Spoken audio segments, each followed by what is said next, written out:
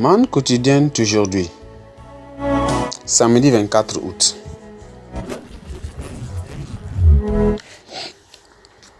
Thème: la déchéance de Satan. La déchéance de Satan. Thèse de lecture: Ésaïe chapitre 14. Ésaïe 14, le verset 12 à 20.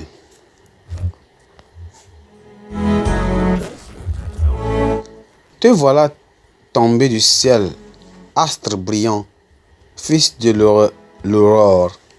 Tu es abattu à terre, toi le vainqueur des nations. Tu disais en ton cœur: je monterai au ciel, je lèverai mon trône dessus des étoiles de Dieu. Je m'assiérai sur la montagne de l'assemblée à l'extrémité du septentrion. Je monterai sur le sommet des nuées, je serai semblable au très haut. Mais tu as été précipité dans le séjour des morts, dans les profondeurs de la fosse. Ceux qui te voient fixes sur toi, leur regard, ils te considèrent attentivement. Est-ce là ce tombe qui faisait trembler la terre, qui ébranlait les royaumes, qui réduisait le nombre en désert, qui ravageait les villes et ne relâchait point ses prisonniers? Tous les rois des nations, oui, tout repose avec honneur, chacun dans son tombeau. Mais toi, tu as été jeté loin de ton sépulcre, comme un rameau qu'on dédaigne, comme une dépouille des gens tués à coups d'épée et précipités sur les pierres d'une fosse, comme un cadavre foulé aux pieds. Tu n'es pas réuni à eux dans le sépulcre, car tu as détruit ton pays. Tu as fait périr ton peuple. On ne parlera plus jamais de la race des méchants. Amen. Le verset clé, c'est le verset 12 qui dit: te voilà tombé du ciel, astre brillant, fils de l'aurore. Tu es abattu à terre, toi, le vainqueur des nations. Beaucoup de personnes au fil des temps, ou bien au fil des années, ont dit qu'ils étaient Dieu ou Jésus. Un des blasphémateurs, imposteurs, avait refusé quand on lui a demandé d'écrire sa biographie, sous prétexte qu'il n'y avait pas de raison valable pour laquelle il devait le faire, parce qu'il n'en avait pas besoin. Il proclama qu'il était immortel et réussit à cacher tout le monde l'identité de ses parents, disant qu'il n'était pas né d'homme mortel. Il se fit des ouïes qui adoraient avec lui. Mais un jour, en 1905, il mourut et son histoire prit fin. Ceux qui se font appeler Dieu vivement pour le regretter ici-bas avant de rejoindre l'enfer pour l'éternité. Qu'est-ce qui a pu faire croire à la créature qu'elle pouvait être supérieure à son créateur?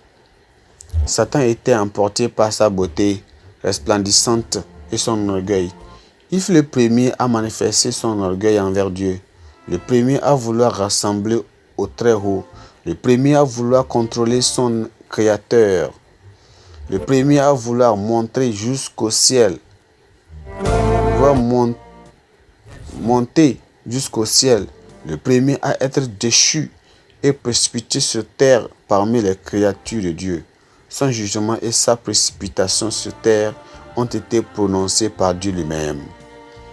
Le monde est caractérisé par des traits de Satan. Beaucoup de gens vivent comme si Dieu n'existait pas. Et ceux qui reconnaissent son existence font comme s'il était un monarque sans pouvoir et qu'il ne punirait pas les pécheurs. D'autres aussi, dans leur orgueil, croient qu'ils peuvent contrôler Dieu et lui faire faire ce qu'ils veulent. Mais nous savons que c'est à lui la sagesse et la toute-puissance. Qui le résisterait? Personne. Selon Job chapitre 9, le verset 4. La marche avec Dieu exige l'humilité. Les croyants doivent faire attention aux dangers de l'orgueil, aux dangers de l'avarice, aux dangers des conflits d'intérêts et aux dangers des positions, ainsi qu'à l'opposition à Dieu dans leurs activités quotidiennes. Nous devons reconnaître la suprématie de Dieu en toutes choses et lui donner toute gloire. Amen. Et la gloire à lui seul.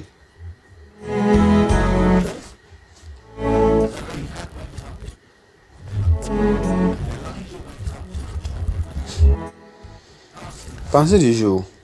La rébellion dont on ne se repent pas est un précurseur de la perte.